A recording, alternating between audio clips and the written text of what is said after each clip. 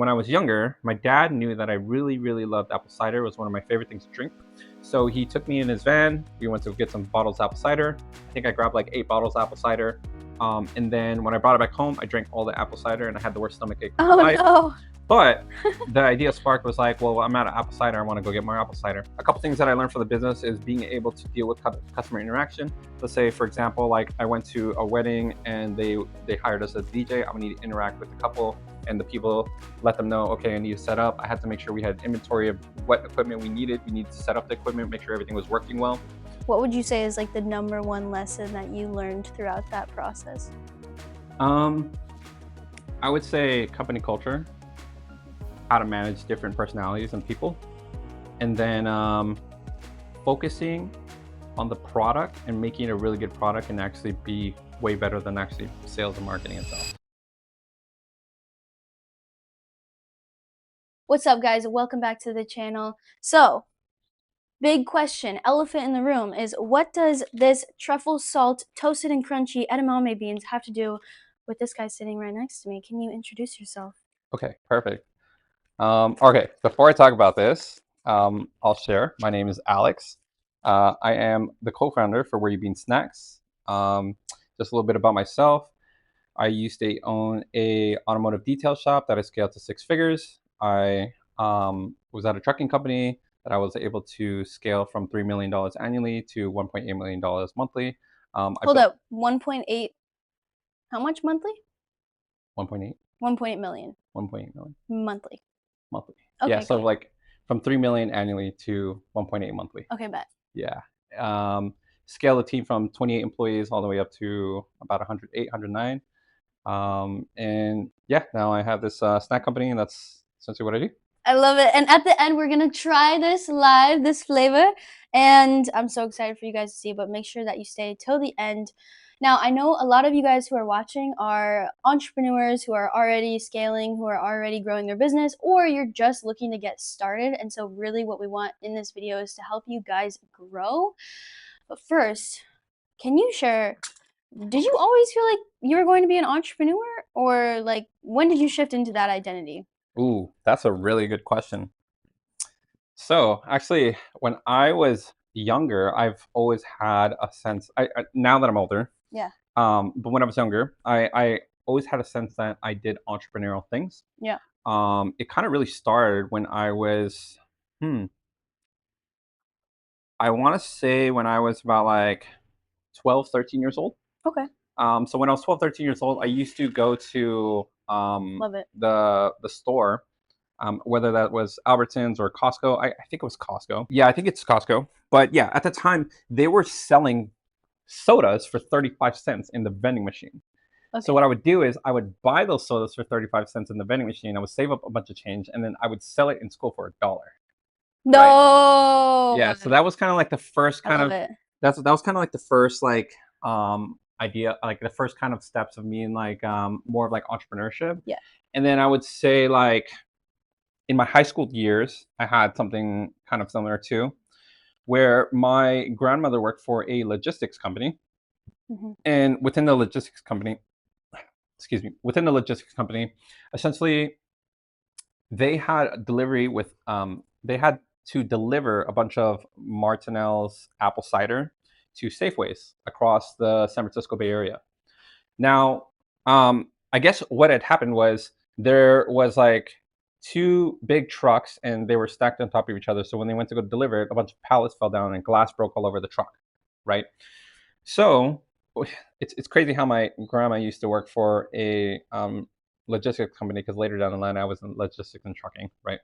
But yeah, something like that. And okay, so they essentially took those pallets of apple cider back to their facility, and then Safeway, after seeing all the broken glass and it was like sticky with apple cider, they refused the shipment. Okay. So essentially what happened from there was they said just dispose it. So that company allowed people to come and take the apple cider. Yeah. So when I was younger, my dad knew that I really, really loved apple cider. It was one of my favorite things to drink. So he took me in his van. We went to get some bottles of apple cider. I think I grabbed like 8 bottles of apple cider.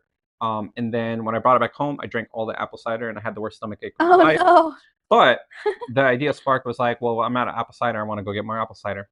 So this time, the next day, my dad took me back to the same place. Nobody wanted to kind of go through the glass, so he gave me some gloves, some garden gloves, and he said, "Get as much apple cider as you want." So what I did was I ended up filling up my whole van of apple cider. I would say at the time I had a three car garage. I filled up about like I would say 2/3 of the garage with just apple cider bottles, and then what I would do is I would hose it down. I would wipe it down with towels just to make sure it's not sticky and it looked good and the glass wasn't broken and it was still good. So I figured like I was just gonna drink all of it, which made no sense because now you're talking about like It's a so lot of many. apple It's a lot cider. of apple cider. It's a lot of tummy aches. Comment apple cider down below if you like apple cider. Let's go. Um, yeah. So what ended up happening is I couldn't drink everything, so I started to bring it to school and drinking drinking out of a glass bottle. It looks like you're drinking alcohol in school, so it didn't look really good. So I got in trouble from the teachers. But I told the teacher, I was like, "Hey, I got a bunch of these apple ciders," and I can't remember which holiday it was. It was either July 4th or New Year's. Yeah. But essentially, I told the teacher I had apple cider. I can give her some.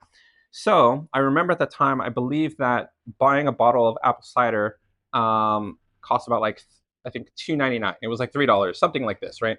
I remember each bottle. I was like, yeah, I'll just sell it to you for like $1.50 or $2. Like it's cheaper, right? So I ended up selling it to one teacher. I remember selling it her like maybe 7 or 8 bottles, and then what ended up happening is that she told other teachers. So I started supplying all these teachers in my school with apple cider bottles. So that became like the profitability was great because I didn't do anything. I just grabbed the bottles, I cleaned No it, and then I did expenses. no expenses, and I just sold it. Easy business. So I would say that was kind of like another version of my entrepreneurship journey. And Amazing. then when I was around that same age, maybe about 16, 17 years old, my dad started a DJ business because we have a family with some pretty popular DJs. So I just started to do house parties and everything like that. I learned a lot from that business. A couple things that I learned from the business is being able to deal with customer interaction. Let's say, for example, like I went to a wedding and they hired us as a DJ. I would need to interact with the couple and the people, let them know, okay, I need to set up. I had to make sure we had inventory of what equipment we needed. We needed to set up the equipment, make sure everything was working well. Um, That's so amazing. then that business started. I was doing that for a little while, and then it wasn't until I can't remember the age. I want to say, I want to say 19 years old, 20 years old. When I was 20 years old, like my dream car was to buy a BMW M3. So It's I amazing. did. It is a very nice car. So I did everything in my power to kind of buy that BMW What color? M3. Black. Okay. Yeah. I would go with white. Yeah. I probably would go with white. Like now thinking of it, it's so hard to maintain black. Red. Yeah. That goes Um, hard. red is nice too. Yeah, so I ended up buying my dream car. And Let's then go. I wanted to maintain it. So I started to wash it and I started to detail it. A buddy of mine who also had bought a BMW M3, he was like, yeah, we should detail our cars. He even offered like, hey, can you do my car too?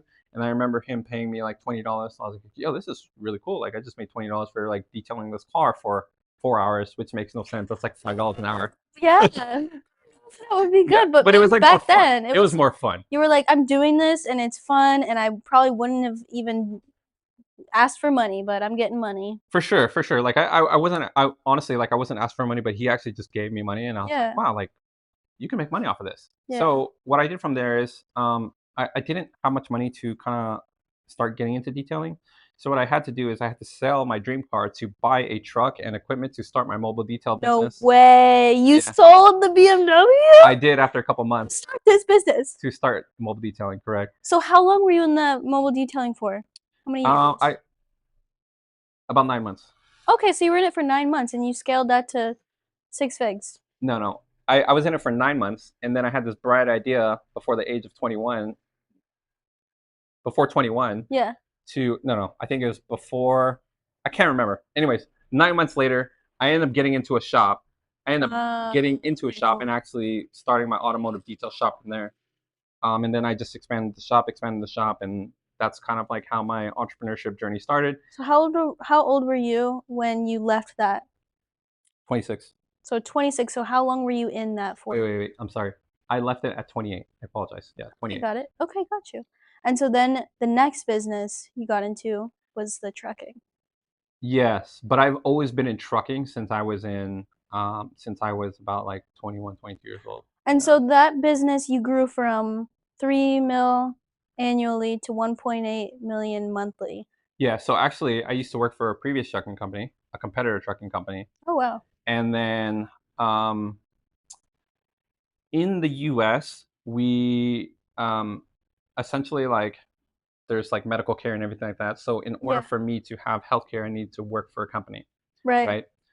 It just happened to be at that time the competitor company, we had a disagreement, we had a falling out, Yeah. and then my uncle had bought another trucking company. Okay. So I just gave it straight to him and I called him like randomly, which is a crazy story. And another, it's just a crazy story. Like I haven't seen my uncle or met my uncle in a really long time, but I just called him. I was like, "Yo, I think I'm your nephew. Are you hiring?" So No then way. And then he basically that's just how I, hired you. yeah, it was like That's no interview, awesome. you just hired me, and then essentially Perfect from there, like I connection. was able to grow his business and scale it to, Well, yeah. So yeah. what was the main lesson that you learned throughout that journey of going from, you know, 3 mil to 1.8? What would you say is like the number one lesson that you learned throughout that process?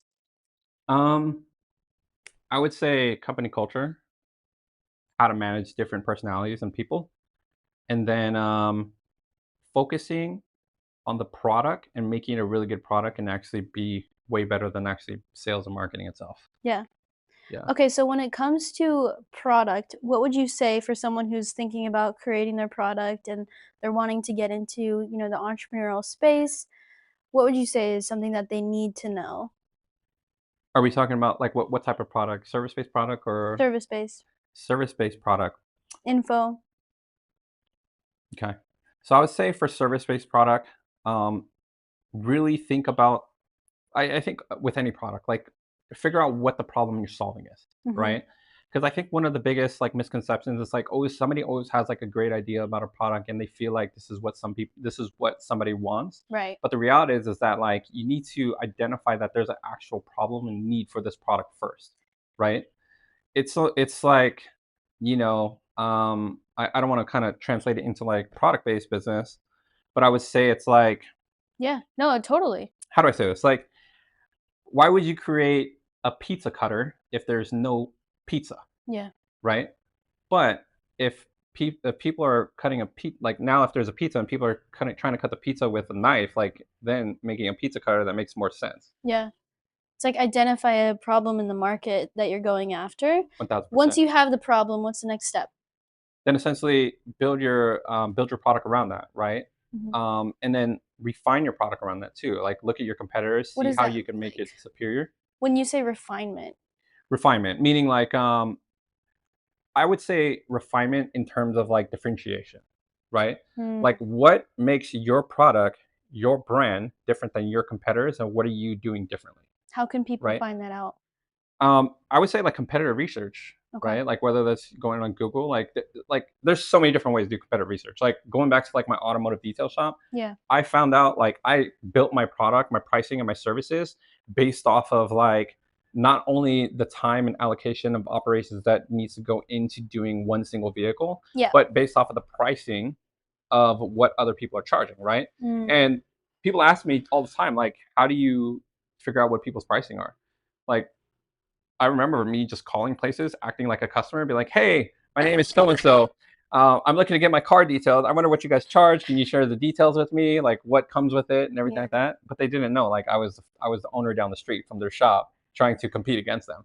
Like that's really like it's so simple. Like you just look at competitors, you analyze it, you see what they're doing, Yeah. where what are they really good at, and what are some of the itemized things that they're making their product more valuable Mm. and you capitalize on that by making your product better.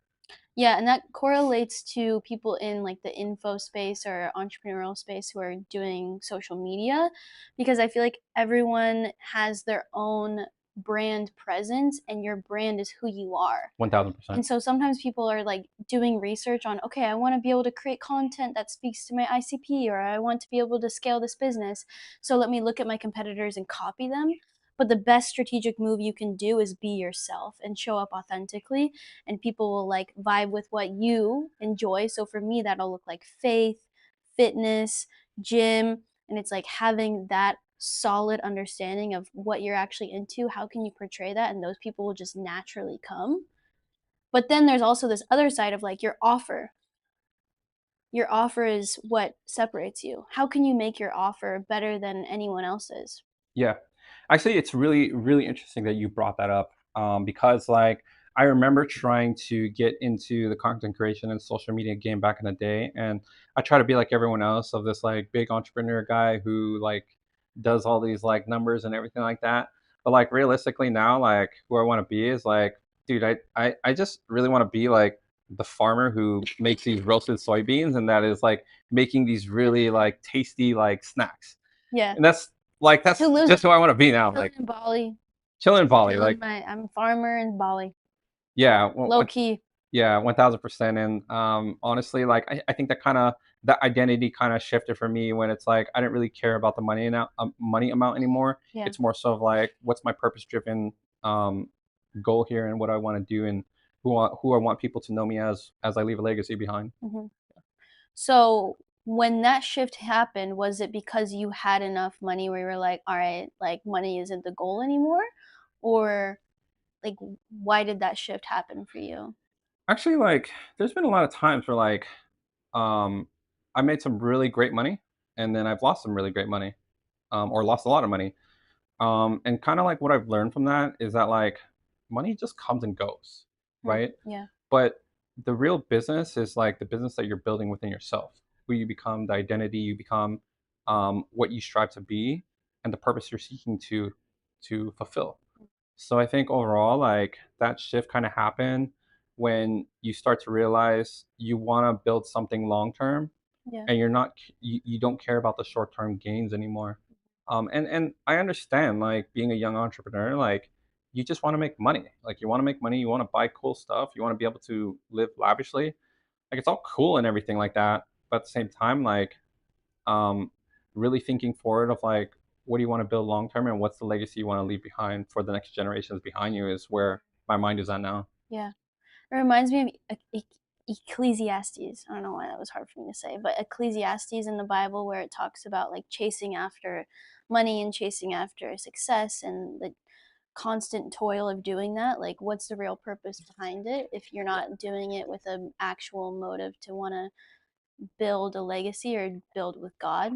And yeah, I mean, you can have all of the money in the world, but it's just money. And so Yep. it's like I love that mindset. Um, so when it comes to where you're at now in business, what would you say is like your number one challenge that you're facing? Hmm. Um, Number one challenge that I'm facing, for one, like I do just generalize saying like I'm in e-commerce, but Yeah. the truth is like I'm building a snack company, and I'm building a snack company. It's something that I've never done before. Um, Building a long-term company is never something I've done before. Like I've built companies, but I feel like it's always been for like the short-term games. What is a short term time period for you? 5 years. Yeah, I would say 5 years, 5 to So 6 years, what is your timeline here? Like 10 years, 20 eight to years? 15, 8 to 15. Yeah, and maybe It's a good time maybe span. even longer. I feel like so many people are like, I'm gonna get into business. They get in, they go 1 year in, and then like 3 months in, they're like, oh, I can't do this anymore. Yeah. But then some people they go into a business, they stay in for 5 years, and then they get bored. And Yeah, they're yeah, like, one time thousand to percent. quit, time to go to a different thing. But then they could have just stayed for another 3 years and maybe created even more Yeah. of an impact. Oh yeah, for sure. I think So it's good like to have that. it's really like the way you said it's actually really it actually aligned with me very very well, right? Because like when I got into the detail shop, I had that company for about 6 years, and I remember on the 6th year of doing that business, like I was very bored, and I feel like I was an employee at my own company, and I feel like I didn't really have like a purpose that was just there. I feel like I was just doing it for the money. Mm, So I felt like the purpose was not there. And of course, yeah. yes, I do think about it sometimes. Like if I just stuck to that business, I probably could have scaled it way more further and beyond, 1000%. Hmm. But I think the part of me leaving the brick and mortar company is because I had this like unfulfilled feeling that I wanted to travel and not be attached to a time and place. Ooh, okay. Yeah. So that's the reason why I got into e-commerce. Now, being in e-commerce, like it's just a totally different ball game. I struggle with it. Completely different. Very, very different. But I've been fortunate enough to have like very, very strong mentors who are 7, 8 figure sellers. My business partner is one of the best in the game. I love him to death, and It's a great place. he mentors me all the time, and he doesn't know that he mentors me, but he does. Yeah, I Um, feel the same about my business partner too. yeah, yeah, it's like an unhidden gem, right? Mhm. But yeah, that's I think that for the most part, like that's one of the biggest struggles that I feel like it's kind of like it's just there. It's just learning new things, and I think that Yeah. in any if you're someone who really is thinking about getting to another business, you have to really think like, do you really want to start over from scratch, or do you want to keep pursuing the industry or like the industry you're going towards and just refine it and make it like maybe shift and pivot a little bit Yeah. and just keep going from there. Mm. And also, anytime you start a new business, you'll still have the skills that you had in the other businesses as well. They'll translate over. So even if you do start over, I'm sure that you are now way ahead of most people who never had any businesses because you've just Yep. always had that entrepreneurial mindset within you. Um, yeah. So I'm thinking about what question could be really good for us to end off with. How about you tell me like how your I know that right now you're in a position of scaling. Like tell me what more about your struggles are and I can kind of hopefully give you some assistance in sharing a little bit insights on that. Okay, I love this. So, in terms of where I'm at in business right now, we have about like 30 active clients. Okay. I would say like our main way of acquisition is paid ads and organic content. The B2B space that I'm in, where it's like coaches who coach coaches, it's very competitive. There's tons of people in the space. And I mean, even just in Bali, like I'm meeting so many people. Hmm. And I would say right now that the strategy we're using, where it's like paid ads with the follower ad, I'm noticing that like the market is starting to get saturated to where people are seeing that ad over and over. So I'm having to really like think in the marketing department. That's my main like seat Hmm. is how can I um, evolve here. But I would say a lot of it has been actual like positioning of our brand and how to position it so that when people come, it's like they're already going to say yes before they even speak to us. Yep. So that's been something that we've been testing. Testing.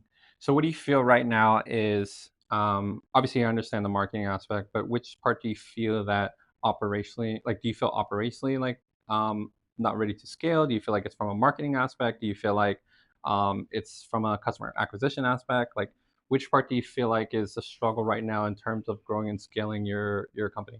Yeah. Well, so this last month we were targeting mainly Christian coaches, Hmm. but then we decided to pivot and just target like all people, all coaches, digital marketers and consultants. So that change has just gotten into effect this week, and so that's really solved one of our bottlenecks where it was like we were attracting just unqualified people. Got it, got it. And so now we're attracting more qualified people, so I'm like, okay, this is good. But after that, I think also my business partner, he does all of the enrollment calls. Okay. He's really good at closing. So it's just like we need to get more eyeballs, more traffic. And then when it comes to the fulfillment piece, I feel like we're really dialed. Like I spent a lot of time on that piece, so I Yeah. feel good there. The main operational side, I would say, with team members, we have 2 appointment setters and 2 video editors, and then a CSM who is like also our appointment setter. Yeah. So I feel really good there, but there's always room for improvement there as well. So let me ask you a question. So I can see that you have systems in place, you have people in place and kind of positions filled. Do you feel that if you currently stepped away from the business for a week, that it would run comfortably? No. Okay. So Definitely not. That's a great question. so this is definitely something like in my avenue of like operationally and being having a strong foundation. Yeah. You have to think and identify like, okay, if I stepped away from a business, if I stepped away from my business for a week, or let's say I got sick for a week. Like, will my business still run? Will the operational task still happen? Is there still going Not to be?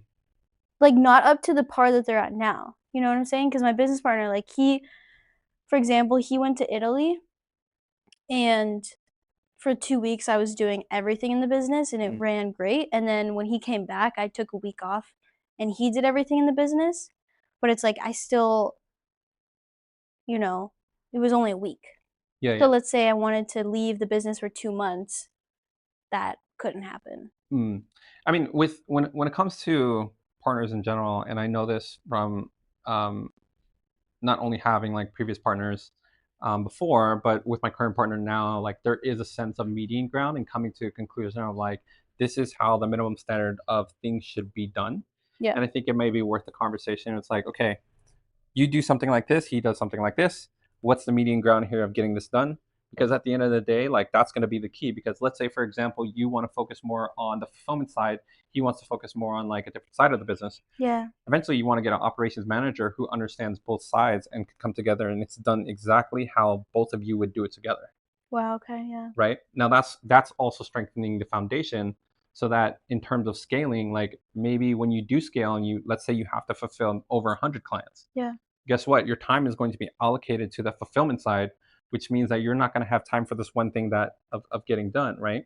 And I'm sure your partner side is also going to be allocated somewhere else because of the fact that there's a lot more on the fulfillment side, right? Meaning that position that you have there to do all of these things, let's say if you're out for a month and he's out for a month, yeah. is that covered? And when you do make that covered, is there something in line where you can give somebody a piece of paper and it's drawn out with crayon, very simple, and they can understand it and make it happen without you being there, Hmm. right? That's strengthening your foundation to make sure it's strong enough to scale vertically. What would be your first step in creating that strong foundation? SOP and just drawing out like what are the tasks and what are the tasks and itemized things that need to be done and how it should be done. Daily, weekly, Exactly. monthly, Exactly. KPIs, like, what do we KPIs wanna is hit? very like a metric thing, right? Okay. I would say more like from an operational thing, like what are some things that needs to be checked? Where do they need to look? How it needs to be looked at. If there's a customer that respond or a client responds like this, how do you respond to that?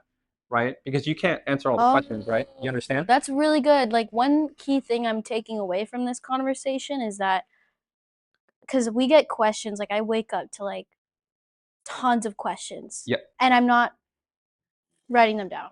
Mm. I'm not, like, documenting that. Yep. I could be documenting that. Yep. I mean, it's just one of those things where it's like I should be doing that. these are high level. So when you receive like, let's say, very detailed questions, right? Yeah, You respond to it in a very detailed answer because you have a high level thinking, yeah. right? And it's very hard to put someone in that position to also think high level and respond to the way you would respond to that email. So interesting because my, first program that I invested into, I essentially got in there for 30 days, Hmm. landed a client, and quit my job, and then 2 months in, I had, like, my biggest month ever, and then I became their head coach and coached them for 4 years, and during that time, they were literally making me into what they would say to a customer. Mm. So it's exactly what you're saying, but it's like, I have never done that, but I've seen people do that, Yep. so it's time for me to step into that.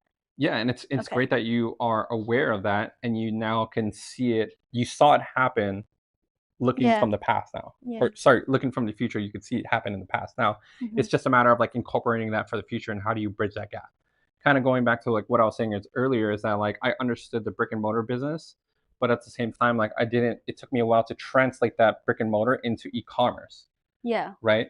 So it's the same thing. It's like any past experiences and skills that you accumulated over the time of your life, it's been there somewhere. You just need to essentially take that and apply it to what you're currently doing right now. Mhm. Yeah, and I've had so many coaches as well who have given me, like, every time I hire a coach, I'm like, I experience their onboarding and I'm like, "Wow, I need to make my onboarding, like, this is how I should do it. This is how I can improve." So every time I hire a new coach, it's like I'm experiencing a whole new way that I can improve my own product.